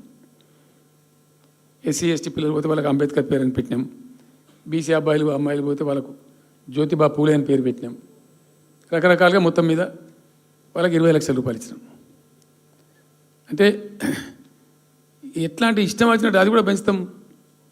కేసీఆర్ 10 లక్షలు ఇస్తాం, మేము 12 లక్షలు ఇస్తాం దళిత బంధు. ఇట్లా ఎన్నండి ఇష్టం వచ్చిన అంటే నోటికి మొక్కాలిగా. అది కూడా 100 రోజుల లోపలనే ఇస్తాం. ఆ కార్డులు వంచుడు, సంతకాలు పెట్టి బాండ్ సంతకాలని ఇంటింటి కార్డులు వంచి మొత్తం చెడగోపం పెట్టారు. దిక్కుమాలిన దరిద్రం అంతా నెత్తిన పెట్టి కంప్లీట్ ప్రజలను టెంప్ట్ చేసి ఇలా వడ్లు కొంటలేరండి. సన్నాలు మొత్తం వడ్ల ప్రతి ధాన్యానికి లిస్టు, పెద్ద లిస్టు, శాంతాడంత లిస్టు. ఇక కందులకింత, మినుములకింత, పసుపుకింత, పప్పుకింత, మొక్కజొన్నకింత, అన్నిటికీ 500 బోనస్. అన్నిటికీ ఏమి దేనికి దిక్కులేదు. పత్తి కొనే దిక్కులేదు, వడ్లు కొనే దిక్కులేదు. ప్రైవేట్గా అమ్ముకుంటారు, దోపిడికి గురి అమ్ముకుంటారు. పాపం ఏడ్చుకుంటూ కన్ననీళ్ళు కుక్కుంటారు. చివరికి వస్తే యూరియా సప్లై చేసే తెలివితేటలు లేవానండి. మా గవర్నమెంట్ ఉన్నప్పుడు రైతులు గ్రామాలలో ఒక ఆటో రిక్షాని డబ్బులు ఇచ్చి 10 బస్తాలు తెచ్చి బాబు అంటే తెచ్చి ఎడ పడేసిపోతుండే వాడు పొలం కాడ. ఇవాళ రైతులు రోజుల తరబడి, గంటల తరబడి చెప్పులు పెట్టి, బీఆర్ఎస్ లేకముందు చెప్పుల లైన్లు ఉండే, బీఆర్ఎస్ ఉన్న రోజులు చెప్పుల లైన్లు మాయమైనవి. మళ్ళీ ఇప్పుడు కాంగ్రెస్ రాగానే మళ్ళీ ఇప్పుడు చెప్పుల లైన్లు స్టార్ట్ అయిపోయినాయి వరుస పెట్టి. మళ్ళీ ఇప్పుడు ఏందో యాపో బోపో తెచ్చిండ్రు. అది ఒత్తితే నడచలేదు, పిక్తలేదు. అది ఏ ఎరువు బస్తాకు యాప్ ఎందుకైనా నాకు అర్థం కాదు. ఇంకా ఆ యాప్లో కూడా నాకు పూర్తిగా తెలియలేదు. నేను రాత్రి కూడా చెప్పే ఆ యాప్లో ఏముంటుందట. ఇప్పుడు నాకు పట్టుందా, అది ఎన్ని మాటలు ఇస్తారట. సపోజ్ నాకు 3 ఎకరాలు ఉంది. 3 ఎకరాలు ఉంటే ఎకరానికి 2 బస్తాలు చొప్పున 3 సార్లు ఇస్తారట. అది అంటే 3 సార్లు పోవాలి. ఇక యాడికి పోవాలో నాకే తెలియదు. మొట్టమొదల యాపే దొరకదు కాలబెట్టి. అది ఏదైనా చదువుకున్న పోరాన్ని పెట్టుకొని విని పట్టుకొని తిప్పలు పడదామంటే కూడా ఆ యాప్ ఒత్తితే ఏం కనబడుతుందట. యాప్ ఒత్తితే ఏం కనబడుతుందట. ఏ గోదాంలో ఎరువులు అని చెప్తారట. అంటే ఇలా గజ్వేల్లో చెప్తారు, రేపు సిద్దిపేటలో చెప్తారు, ఎల్లుండి సిరిసిల్లలో చెప్తారు. ఏ గోదాం పోవాలి, ఎటు పోవాలి. ఇంతకన్నా జోక్ ఉంటుందా? రైతులకు మండల కేంద్రంలో ఎరువుల దుకాణం ఉంటుంది, తప్పితే వాళ్ళ తాలూకా కేంద్రంలో ఉంటుంది ఎక్కువ. అది సాగుకారు ఉంటాడు, ఇచ్చేటోడు ఉంటాడు, అప్పిచ్చేటోడు ఉంటాడు. మనం బాగా విస్తరించామమ్మా. నేను ఏమంటున్నానంటే 7,100 కొనుగోలు కేంద్రాలు పెట్టినాం కదా. వాళ్ళ ఊర్లో పోయి కొన్నాం కదా. ధాన్యం నెత్తిన పెట్టుకొని వాళ్ళ అంగడికి వచ్చి ఈ మార్కెట్ అప్పుడు తిరిగి కూడా బంద్ చేసినాం కదా. అసలు రైతు సెంట్రిక్గానే మన పరిపాలన ఉండే కదా కంప్లీట్గా. అని మొత్తం సాప్ పట్టేసారు. ఇప్పుడు అరాస్పాడలు వాడి 2 సార్లు రైతు బంద్ కొట్టిండ్రు. పెన్షన్ 4,000 ఇస్తామని 2 నెలల పెన్షన్ కొట్టిండ్రు. చాలా భయంకరమైనటువంటి పరిస్థితి తీసుకొచ్చింది రాష్ట్రంలో. ఇంత దిక్కుమాలిన కథ. నిరుద్యోగ భృతి ఇస్తాము, ఇవాళ మొక్కాల ఎన్ని అసలు హామీలు. నిరుద్యోగ భృతి ఇస్తాము, తోక ఇస్తాము, నోటిఫికేషన్లు ఇస్తాము, జాబ్ క్యాలెండర్లు ఇస్తాము, విద్యా భరోసా కార్డు. ఇక వాడు చూసేవాడు అడ్డం పడి ఆయనతో ఓటేసారు జనం. జరిగింది ఏంది? టెంప్ట్ అయిపోయారు. ఏమైందంటే యాక్చువల్లీ ఫ్యాక్ట్ ఏంటంటే ఇదే తెలంగాణ భవన్లో ఎన్నికలకు పోతున్నాం 2014.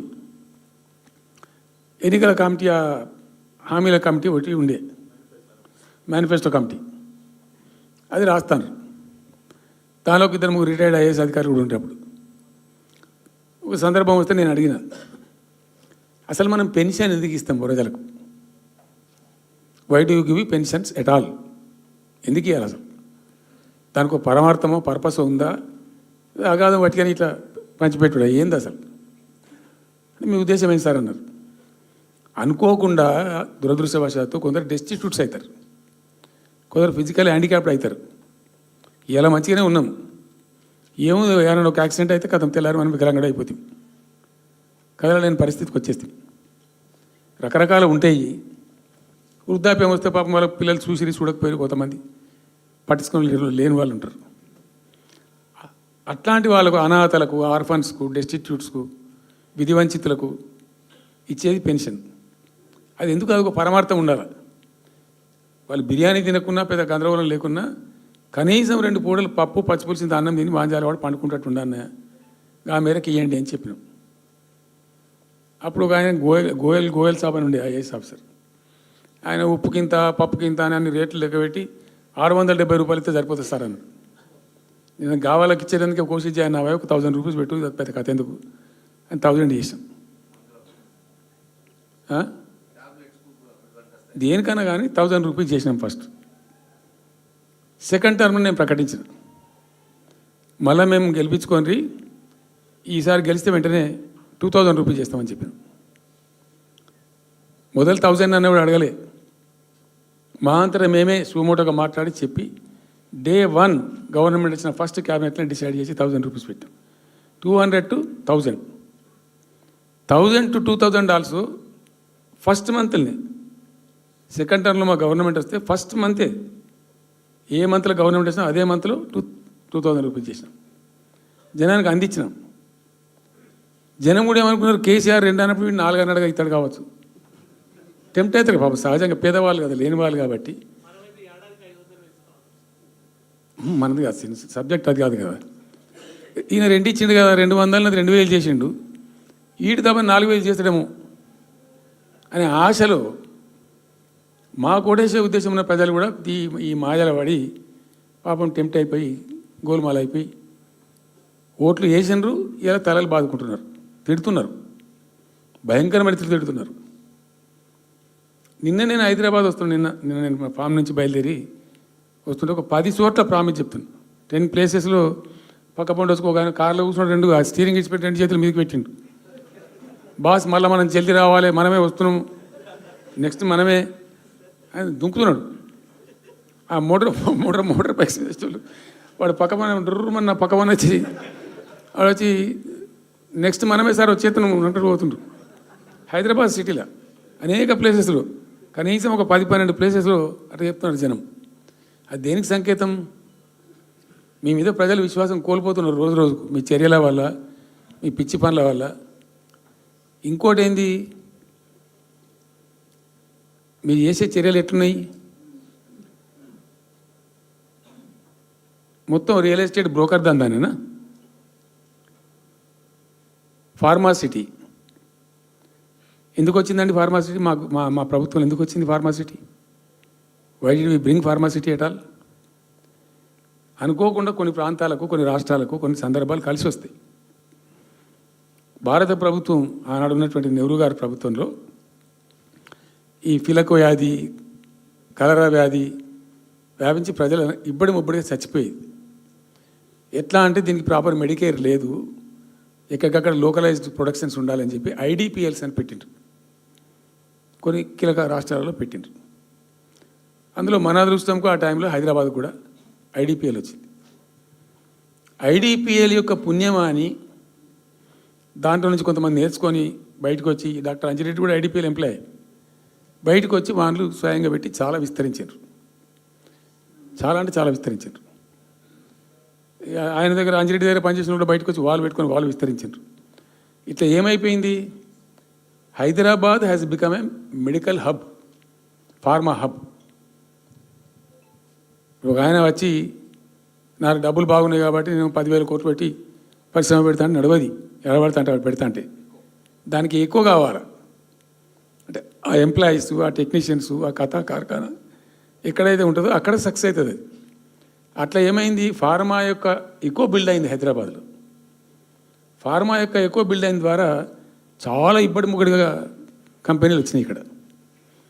అసలు 1/3 వరల్డ్కు మన జినోమ్ వ్యాలీ నుంచే వ్యాక్సిన్ సప్లై అవుతుంది. ఇలా 1/3 of the world Hyderabad genome valley నుంచే వ్యాక్సిన్ సప్లై అవుతుంది.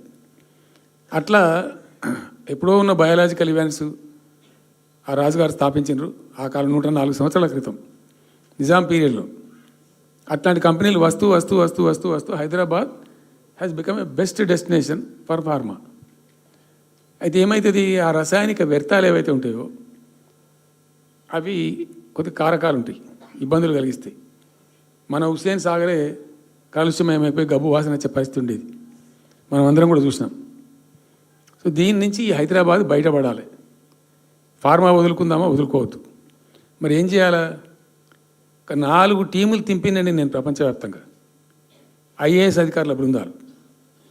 శాంతికుమార్ గారు అని చెప్పి ఆమె చీఫ్ సెక్రటరీ కూడా రిటైర్ అయింది. ఆమె అప్పుడు హెల్త్ సెక్రటరీగా ఉండే కొంతకాలం. ఆమె నాయకత్వంలో పంపించాం, చాలా దేశాలకు పంపినాం. మరి తిరిగి రండి. ఇప్పుడు ఏమైంది? మందులు లేని ప్రపంచాన్ని ఊహించలేం. మందులు కావాల్సిందే. మందులు తయారు చేసే సందర్భంలో తప్పకుండా కొంత వేస్టేజ్ ఉంటుంది. ఆ వేస్టేజ్ని ఎట్లా మేనేజ్ చేయాలి అని దానికి తెలివి కావాలి.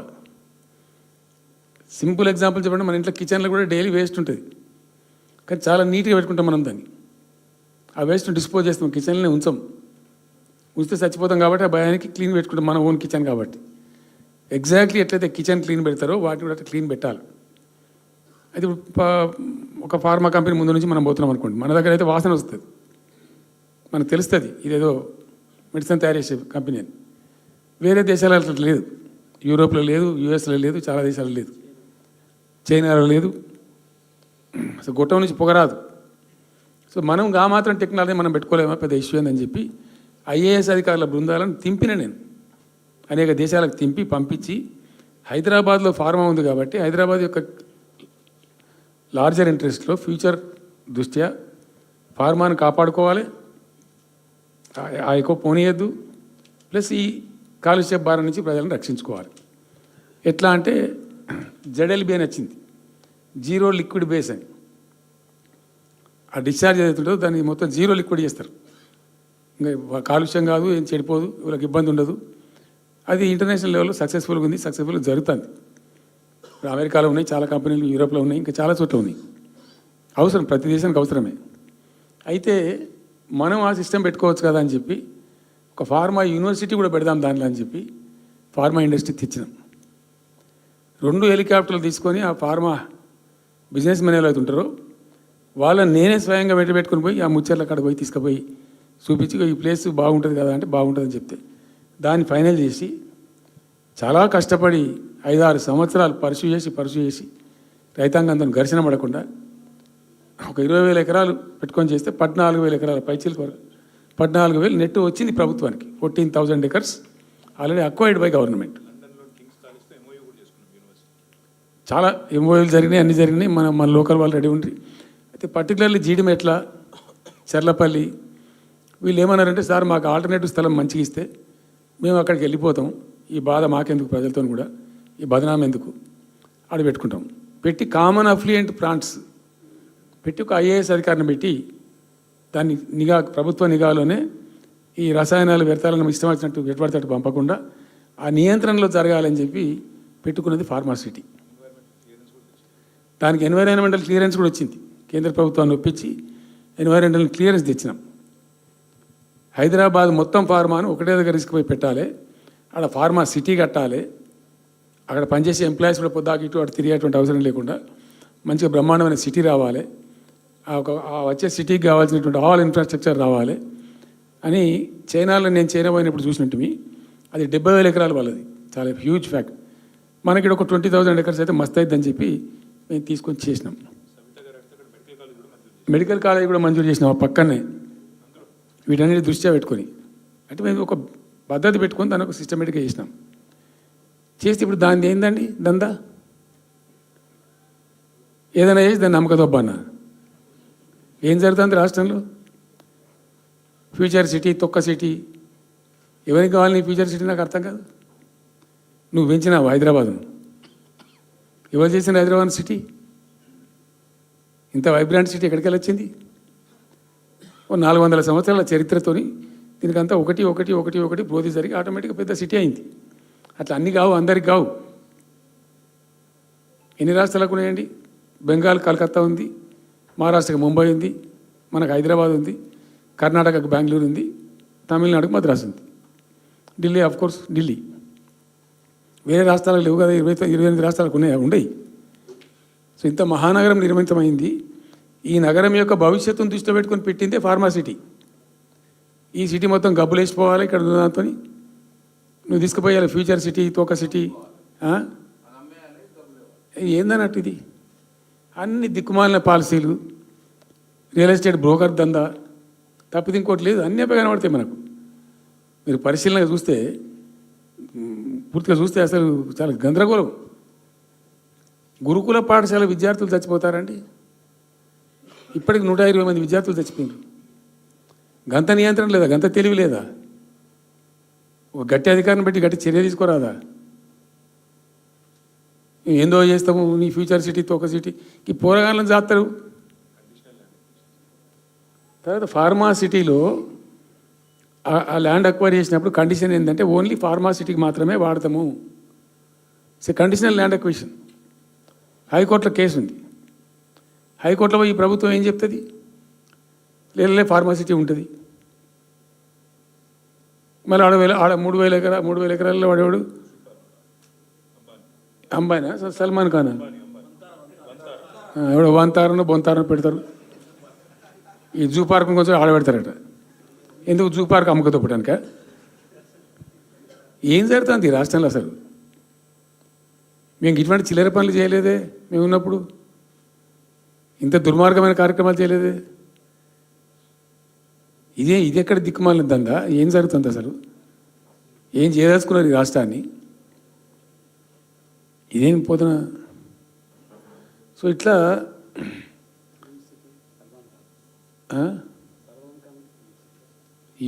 అది ఏందో. నేను ఒక్కటే మాట్లాడుతున్నానండి. బిజినెస్ మీట్ పెడతాం, ఎంఓయూలు చేసుకుంటాం. ఏ ప్రభుత్వం చేయాల్సిందే. అడ్డగోలు జమాబందీ దానికి లెక్కలేని కథ అంటే ఏందన్నట్టు. ఒక హైప్ క్రియేట్ చేసుడు, దీనికి ఆజుడు, దీనికి గురువు చంద్రబాబు నాయుడు. ఇప్పుడు చంద్రబాబు నాయుడు చెప్పిన లెక్కల బిజినెస్ వచ్చేది ఉంటే, ఎంఓయూలు సక్సెస్ అయ్యేది ఉంటే, ఆంధ్రప్రదేశ్లో ఈ పాటికి 20 లక్షల కోట్లు వచ్చి ఉండాలి. ఆయన ఫస్ట్ టైం అలా సీఎం ఉన్నప్పుడు ఆ ఊళ్ళో పెట్టే కదా, వైజాగ్లో, అమరావతిలో కదా, వైజాగ్లో పెట్టిండు. వైజాగ్లో ఎవరు వెళ్ళి ఎంఓయూలు చేసిన వాళ్ళంటే వంట మనుషులు అని చెప్పిండ్రు.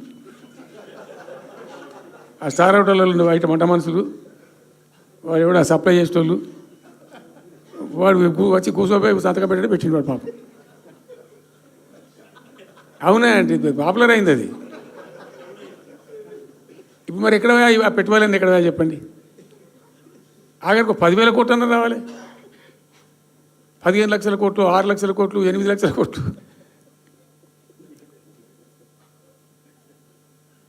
అయితే అప్పుడు తమాషా జరిగింది. ఈ భోపాల్ ముఖ్యమంత్రి, అప్పుడు నేను ముఖ్యమంత్రి ఉంటే, భోపాల్ ఉన్న ఆయన పేరు శివరాజ్ సింగ్ చౌహాన్, ఆయన సీఎం ఉండే. ఆయన ఆ ప్లానింగ్, అదే ఇప్పుడు నీతి ఆయోగ్ ఉంది కదా, దానిలో సబ్ కమిటీకి ఆయన చైర్మన్. నేను భోపాల్లో పెడతా బాయ్ సాబ్ జర వచ్చిపోను అని ఖచ్చితంగా ఊరికే బతిమాలితే, ఫోన్ల మీద ఫోన్లు చేస్తే ఏం భోపాల్ లేవా మీరు చూసుకొని అంటే, లేదు సార్ నువ్వు తప్పకుండా రావాలంటే సరే అని పోయినండి. అయితే ఆడొక ఇండస్ట్రీ మినిస్టర్ ఉంది, వాళ్ళ గవర్నమెంట్కి ఉంటారు కదా మధ్యప్రదేశ్కు. ఆమె వచ్చి నీ కొడుకు వచ్చి బాగా ఆగమాగం చేస్తానని మమ్మల్ని అంటే, ఎందుకు చేస్తాడమంటే ఆయన అదొకటితోటి మాట్లాడి ఎక్కువ చేసుకుంటుండే బాగా అంటే, నువ్వు కూడా దాంట్లాడు గట్టిగా చెయ్యి. ఆమె వసుంధర రాజే చెల్లెలు, ఆమె పేరు యశోధర రాజే ఏదో అన్నది. అంటే నేను అంతకుముందు ఒక కొద్ది రోజుల ముందే నేను భోపాల్ పోవడానికి ఒక దాదాపు 2-3 మంత్స్ బిఫోరే మోడీ గారు వచ్చిండు. అక్కడ వచ్చి 14 లక్షల కోట్లకి ఎంఓయూ చేసి పడేసారు. ఇది మధ్యప్రదేశ్ గవర్నమెంట్. ఏంటి మొన్న 14 లక్షల కోసం చేసింది కాదమ్మా, మీకు నాకు అర్థం కాదు, నీకేం రాలేదంటావు నువ్వు. ప్రధానమంత్రి మీకు సపోర్ట్ ఉండే, మీకు పార్టీ అయ్యి మీకు మంచిగా నీకు ఇంత లాభం ఉంది అంటే, ఓ సో బోగసాయి సాబా. ఆమె నేను అతను ప్రామిస్ చెప్తాను. నేను ఐ వాజ్ షాక్డ్. అది వచ్చేదా పోయేదా సార్ అంత వాటిగా గ్యాసు అంటే, ఈ గ్యాసులు ఎవరిని మోసం చేయడానికి ఇంత వంచిస్తారా ప్రజలను? నికరంగా వస్తే పెట్టుబడులు రావాలి కదా, కనబడతాయి కదా. ఆ పెట్టుబడులు వస్తే లాభాలు జరుగుతాయి, ఉద్యోగాలు వస్తాయి, ఫ్యాక్టరీలు వస్తాయి, అడిషనల్ ఇన్కమ్ జనరేట్ అవుతుంది, స్టేట్ గవర్నమెంట్కి జిఎస్టీ పెరుగుతుంది. ఏమి లేదు, వాటిదే గ్యాసు. మొన్న వీలైతే చెప్పి 5 లక్షల నువ్వు కొంచెం తగ్గించి చెప్తున్నావు. నేను పేపర్లో చూసింది 575.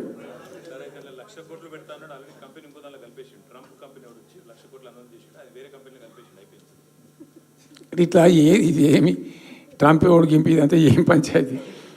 ఇట్లా ఇట్లా ఈ ఈ మోసాలు చేసి ప్రజలను ఎంతకాలం పంచిస్తారు? రియల్గా కాంక్రీట్ టర్మ్స్లో రియల్గా రావాలి, కృషి చేస్తే నిజంగా తండ్రాడాలి. మా గవర్నమెంట్ వచ్చిన నాడు హైదరాబాద్ నుంచి సాఫ్ట్వేర్ ఎక్స్పోర్ట్స్ 57,000 కోట్లు ఉండేనండి. మేము దాన్ని 2,47,000 దాకా తీసుకుపోయినాం. స్టెప్ అప్ చేసుకుంటూ వాటిని నరికితే గాలిలో మాటలు చెప్తే వస్తాయా? మేము బిజినెస్ మీట్లు పెట్టలే, కాంక్లేవ్లు పెట్టలే, ఏమి లేదు, పరదాలు కట్టలే. బెస్ట్ పాలసీ చేస్తే ఆటోమేటిక్గా అట్రాక్ట్ అయి వస్తారు. నేను చెప్పిన అప్పుడు ఒక ఆయన ఉండే, పాప ఆయన చీఫ్ సెక్రటరీ కూడా రిటైర్ అయ్యిండు, ఆయన పేరే ఉండే మాధవరావు వాళ్ళు, ప్రదీప్ చంద్రకు చెప్తే ఆయన పాలసీ తయారు చేయమని చెప్తే తెప్పించండు. పాపం చాలా దేశాలకు తెప్పించండు. ఒక 50 సార్లు రిజెక్ట్ చేసిండు. ఇట్లా కాదు, నాకు కాంక్రీట్ కావాలి, ఇంకా మంచి కావాలని చెప్పి చాలా కష్టపడి చేసిండు. I must appreciate him. The best policy was brought in. తెచ్చిన తర్వాత కూడా ఎట్లుంటుందంటే, ఒక కంపెనీ వాడు వచ్చిండు, ఫాక్స్కానా, ఆ మహారాష్ట్రలో కొట్టుకుపోయింది. ఫాక్స్కాన్ అనే కంపెనీ చాలా పెద్ద కంపెనీ వాస్తవానికి. ఇదేవి తయారు చేస్తారు, ఈ సెల్ ఫోన్లు ఇవన్నీ ఎలక్ట్రానిక్స్లో ఉన్నాడు. చాలామంది ఉమెన్కి ఎంప్లాయ్మెంట్ దొరుకుతుంది దాంట్లో, 1000 మందికి. సరే వస్తే మనకు కూడా లాభం జరుగుతుంది. వాని ఎంబడి మస్తు దానిలో ఆల్మోస్ట్ వచ్చిండు, 90% వచ్చిండు. మీ పాలసీ బాగుందని అప్రిషియేట్ చేసి అన్నీ చేసిండు. యాళ్ళకు వస్తే మహారాష్ట్ర ప్రభుత్వం 3,000 కోట్ల రూపాయలు వానికి నగదు ఇన్సెంటివ్ ఇస్తాను, వాడు కొట్టుకుపోయాడు. 3,000 crores ఎదురిస్తేనే నీకు డబ్బులని తీసుకుపోయాడు. అప్పుడు మనకు అంత కెపాసిటీ లేకుంటే సరే రియల్ ట్రై చేస్తే, కాంపిటీషన్ ఉన్నప్పుడు ట్రై చేస్తే కొన్ని సందర్భాలు జరుగుతాయి, కొన్ని జరిగాయి. ఉన్నాడు తెలుసు, కట్టండి కదా, నడుస్తుంది కదా, ఫ్యాక్టరీ స్టార్ట్ కూడా అయింది కదా ఆల్రెడీ. సో అట్లా రియల్ ఎఫర్ట్ చేస్తే కొంత జరిగేటువంటి ఆస్కారాలు ఉంటాయి. ఇప్పుడు వెల్స్పన్ కానీ, వరంగల్లో వస్తున్నటువంటి మెగా టెక్స్టైల్ పార్క్లో కైటెక్స్ కానీ, చాలా వాళ్ళు ఎంబడివాడి తనలాడి తిప్పలవాడి అది చేసి పట్టుకొస్తే ఓటి సమకూరుకుంటూ పోతుంటుంది. కానీ వట్టి హైప్ క్రియేట్ చేసి మందిని మోసం చేసి ఎన్ని రోజులు ఇస్తుంది? ఆత్మవంచన, ప్రజావంచన. ఏమైనా వస్తుందిరా బాబా అంటే ఏమి రాదు. ఈ గ్యాస్ల ప్రజలను పెట్టి ఇప్పుడు ఇస్తాన 2,500 దిక్కు లేదు మహిళలకు. 1,000,000 మంది మహిళలను కోటీశ్వర్లను చేస్తాం. కాంగ్రెస్ మంత్రులంతా ఒకటే పాట పాడు, ఏమి ఎట్లా చేస్తావా 1,000,000 మంది మహిళలను కోటీశ్వర్లను? నీ దగ్గర ఉంటేనా? ఉన్న రెవెన్యూ పీకింది రాష్ట్రాన్ని, లోపలికి అయిపోయింది. మేము ఉన్నప్పుడు గ్రోత్లో 50% లేదు. అసలు మీ గ్రోత్ గురించి అవగాహన ఉందా? ఒక్కొక్క రూపాయి కూడబెట్టాలి, ఎట్ట తీసుకుపోవాలి. నేను ముఖ్యమంత్రి అయిన తర్వాత నన్ను ఎంతమంది టెంప్ట్ చేసినా ఐఏఎస్ ఆఫీసర్లు వాళ్ళు వీళ్ళు, ₹1 రిజిస్ట్రేషన్ ఛార్జ్ పెంచాలి నేను 4 ఏళ్ళ దాకా. Not even single rupee. ఉల్టా నేను వాళ్ళని పిలిచి మీకు ఏం కావాలి, రియల్ ఎస్టేట్ బాగా మంచిగా చేసుకుపోవాలి, హై క్లాస్ రావాలి అంటే ఎట్లా? హైదరాబాద్లో కూడా స్కై లైన్ రావాలని చెప్పి 3 ఏళ్ళు తిప్పలవాడానండి నేను, 3 years. ఎందుకంటే స్కై లైన్ రావాలని మట్టి నోటి మాట అంటే రాదు, దానికి కూడా ఎక్కువ కావాలి. ఆ 50 అంతస్తులు 60 అంతస్తులు మీదకి పోయి కట్టేటువంటి ఆ క్రేన్ ఆపరేటర్లు, క్రేన్ డ్రైవర్లు, దానికి సంబంధించిన సరంజామా అంత ఉంటుంది. ఆ ఎక్కువ వస్తే ఆ స్కై రైజ్ వస్తుంది. ఆ ఎక్కువ తేవడానికి చాలా కష్టపడాల్సి వచ్చింది. ఇప్పుడు ఈ రాజభవన్ పక్కనే గేట్ పక్కన ఒకటి ఉంటుంది చూడండి, కాదు ఒక టవర్ ఉంటుంది ఒకటి. నేను అప్పుడు నేను పోతుంటే ఈ పునాది తీసిండు, మంచి స్పాట్ ఇది, వాటర్ ఫ్రంట్ ఉంటుంది హుసేన్ సాగరు. అతను చెప్పుండే మనం స్కై లైన్లో భాగంగా ఇద్దాము, 50 అంతస్తులకు ఇద్దామని చెప్పి ఆగమంటే ఆయన ఎవరో రాజుగారు ఆగలే, ఆయన గతకే కట్టుకున్నాడు పాపం. It took me 3 years to bring sky line to Hyderabad. మేము ఒక పద్ధతికి పోయినాం, సిస్టమ్ చేసినాం, ఓపికతోని చాలా సిన్సియర్గా మంచి పద్ధతితోని వాళ్ళతో డిస్కస్ చేసుకుంటూ మాట్లాడుకుంటూ ఒక క్రమ పద్ధతిలో పోయినాం గట్టుంటుంది పద్ధతి. కానీ 4 ఫీజు తీసినాం. 4 10% ఏదో ఫీజు ఉండి తర్వాత ఆర్డీఓ ఆఫీస్కి పోవాలి సార్, ఈ ఫీజు ఏమో కానీ ఆ ఫీజు ఎక్కువ అవుతుందని వాళ్ళు చెప్పిండ్రు. అది తీసేవతల పడేసినాం. అది తీసేసినాం. ఆర్డీఓ దగ్గర పోయే అవసరం లేకుండా కూడా చేసినాం. ఇప్పుడు అదొక ఫీజు. ఆ ఫీజుతో ఏమైంది, ఆయనతో పీకింది. హైదరాబాద్ రియల్ ఎస్టేట్ గంగలు కలిసింది. మేమేమో ఆనాడు నిజంగా చెప్తున్నా, చాలా సంతోషంగా చెప్తున్నాను నేను, భూముల ధరలు పెంచినాం తెలంగాణలో. ప్రజా ఆస్తులు పెంచినాం, ప్రజా ఆస్తుల యొక్క విలువ పెంచినాం. 4 ఎకరాల నోడు ధీమాతో ఉండే తెలంగాణలో. కొద్దిగా డాంబర్ రోడ్డు అంటుకునే 4 ఎకరాల నోడు 50 లక్షల కాడికి అమ్మితే నాకు 2 కోట్ల శ్రీమంతుని అని చెప్పుకున్నాడు కాలర్ ఎగరేసుకొని. ఇవాళ ఏమైనాయండి భూముల ధరలు? కుప్ప ఊలిపోయినాయి. ఇంట్లో అమ్మాయి పెయింట్ ఉంటే ఒక ఎకరం అమ్మి చేద్దాం అనుకుంటే కొనే దిక్కులేదు సార్ అని కళ్ళకి నీళ్ళు పెట్టుకుంటారు ప్రజలు. ఇవాళ లేదు, ఒక ఎకర కూడా అమ్ముడు పోతలేదు, ఇప్పుడు కొంటలేడు. దిక్కు లేకుండా అమ్ముకుంటే ఇష్టం వచ్చిన అడ్డమైన ధరలకు అమ్ముకోవాలి. సో ఈ అరాకిరి మాటలు చెప్పి అడ్డమైన హామీలన్నీ ఇచ్చి నీకు చేసాదగాక కేవలం రాజకీయ అధికారమే మా లక్ష్యం అనే పద్ధతిలో ఇచ్చి ఇలా ప్రజలను వంచి అటు రైతాంగాన్ని నడిపిస్తున్నారు, పేద ప్రజలు నడిపిస్తున్నారు, పేద విద్యార్థులు నడిపిస్తున్నారు, రిటైర్డ్ ఎంప్లాయీస్ నడిపిస్తున్నారు. పచ్చి అబద్ధాలు. కేసీఆర్ చేసిన అప్పులకు వడ్డీలు కట్టలేకపోతున్నావా? కావు ఉతికింది కదా, ఈ చెంప ఆ చెంప వాయించింది కదా. ఎంత కడుతున్నారు? తీసుకున్న అప్పులు ఏంటంటే 2,90,000 కోట్లు మొత్తం కలిపి చెప్పారు కదా చాలా స్పష్టంగా. సో ఇట్లా ఇవన్నీ వాస్తవాలు ఒక పక్కకుంటే అన్ని అబద్ధాలు చెప్పుకుంటూ ఇష్టం వచ్చినట్టు మాట్లాడుకుంటూ ఇక నన్ను ఇచ్చడానికైతే వాళ్ళ నోరు మొక్కాలిగా. ఎప్పుడో సందర్భంలో కోపం వచ్చి ఒకటి తిట్టినామంటే ఓ మనిషిని మాట వేరు. పొద్దా కాదే కదా నా కేసీఆర్ చచ్చిపోవాలి మాట్లాడినప్పుడల్లా ఎక్కడైనా మాట్లాడు, ఏ సందర్భంలో మాట, నువ్వు కాలేజీలో మాట్లాడు, లేకపోతే ఇంకొకడ మాట్లాడు, స్కూల్ పిల్లల కాడ మాట్లాడు. గింత అక్కసు ఉంటుంది మనుషులకు. అది కరెక్ట్ అవుతుందా? సో ఇష్టం వచ్చిన పద్ధతిలో మాటలు, ఇష్టం వచ్చిన దుర్మార్గ ప్రచారాలు, అన్ని పచ్చి అబద్ధాలు నోరు తెరిస్తే. రియాలిటీ వేరుంది, జరుగుతున్నది వేరున్నది, అన్ని రికార్డ్ అవుతున్నాయి ప్రజల్లో, అన్ని గమనిస్తున్నారు. సో కాబట్టి ఏదేమైనప్పటికీ పాలమూరు రంగారెడ్డి ఎత్తిపోతల పథకం విషయంలో ఎట్టి పరిస్థితుల్లో రాజీ పడం. ఈ ప్రభుత్వాన్ని నిద్రపోనీయం, కేంద్ర ప్రభుత్వాన్ని కూడా నిద్రపోనీయం. మా హక్కుల పరిరక్షణకు ఒక డ్రాప్ తక్కువైనా కూడా at any cost, at whatever cost, TRS పుట్టిందే తెలంగాణ ప్రజల కోసం. తెలంగాణ ప్రజలకు ఒక నొక్కు పడుతుంటే మౌనం పాటించలేం. మీరు ఏం ఊరుకో ఏం చేసుకో. నాకు ఇన్ఫర్మేషన్ వచ్చింది, మీటింగ్ జరుగుతుంటే మరి 4 గంటలకు అయిపోవాలి లెక్క ప్రకారం. It was extended. 5 గంటలకే ఉత్తమ్ కుమార్ రెడ్డి ప్రెస్ మీట్ పెట్టిండు. మీకు కూడా వచ్చి ఉంటుంది ఇన్విటేషన్. ఎందుకు కేసీఆర్ కాగానే మనం ఇంకొక వరుస మళ్ళీ మురగాలి. చిట్ చాటు అది కూడా ఎందుకు మొరగడానికి? ఆ మొరుగుడుకు వాల్యూ ఉంటుంది. So thank you so much. ఈరోజు నేను ఏమంటున్నాను, మీతో ఒక request, Rahul, don't be hasty. ఇవాళ I'm only restrict my self to Palamuru ఎత్తిపోతల పథకం. అది డైల్యూట్ అవుతాయి కాబట్టి ఇలా చెప్పాను. నేను ఉంటున్నా, మీకు అందుబాటులో ఉంటుందిగా. I'm on the field now. కాబట్టి మీకు please here me. You have to excuse me today. దానికే నేను రిస్ట్రిక్ట్ అవుతాను. ఇలా any question, 100 questions you put me, I will give you answer tomorrow or day after, any time. Thank you.